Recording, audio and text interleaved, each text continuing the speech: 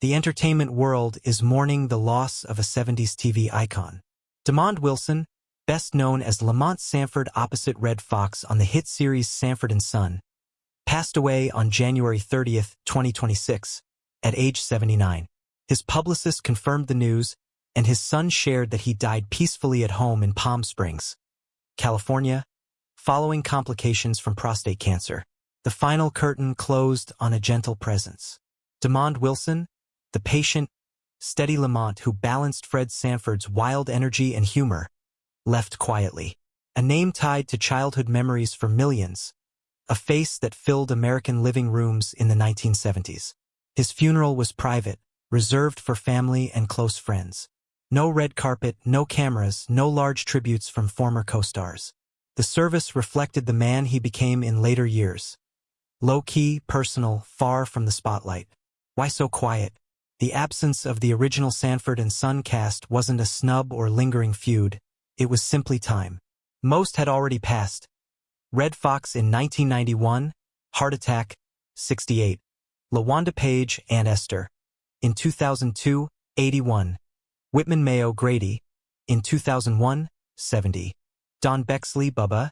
In 1997, 87.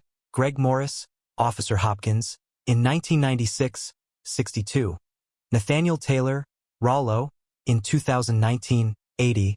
And Lynn Hamilton, Donna. Just months earlier in June 2025, 95. Demond was the last of the core group. No one left to attend. Any past tensions, like Red's 1974 walkout over pay, which Wilson carried, were long forgiven. In his memoir Second Banana, he wrote of hurt but also love. I forgave him and still loved Red Fox. Those were work pressures, not lifelong rifts. The public response was heartfelt but subdued. Fans shared clips, memories. Thank you for my childhood. Lamont reminded me of my dad. We watched every night. Steve Harvey and others noted tributes pouring in. Simple gratitude for a show that felt like family. No flashy statements needed. The grief was personal, tied to everyday nostalgia. Reruns still air, and each time Lamont appears, sighing, steady amid the chaos. It reminds us some roles endure quietly. Demond wasn't just Lamont. Born October 13, 1946, in Valdosta, Georgia, he started young.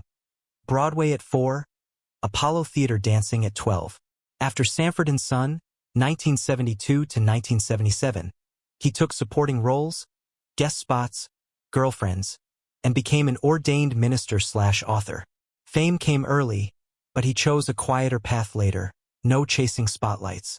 Sanford and Son was groundbreaking, one of the first primetime black family sitcoms, showing working-class life authentically in post-civil rights America. It opened doors for shows like Good Times and The Jeffersons, but power stayed with producers, Norman Lear, Bud Yakin. Demond knew the limits, success as Lamont but typecast after. His passing closes a chapter, not with drama, but reflection. On-screen bonds aren't always real-life ones. Sanford and Son lives in laughter and memory, but Demond Wilson leaves as he chose, on his terms, surrounded by those who knew the man beyond the role. The laughter continues in reruns. Lamont's patience endures. Rest in peace, Demond Wilson. Thank you for the quiet strength.